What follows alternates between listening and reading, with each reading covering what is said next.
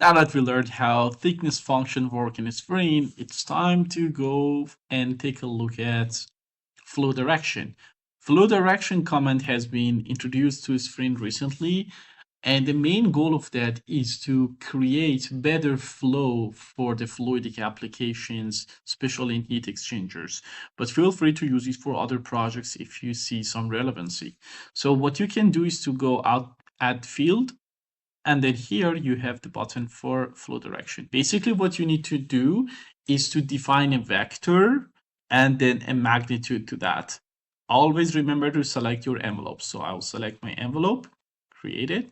I want it in the X direction. So I put 1 in the X direction and the magnitude of 3.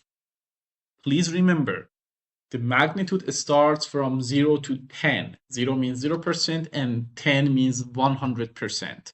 So you are free to choose a number between that. In this case, 3 will be optimum. So click on OK, compute, and I will not change anything from here.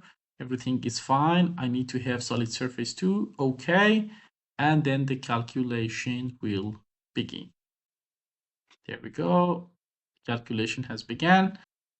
Okay, the calculation is over, and the shape that we have is this one. Flow ADMS, which can be very useful for fluidic applications to avoid the pressure drop. See you in the next session.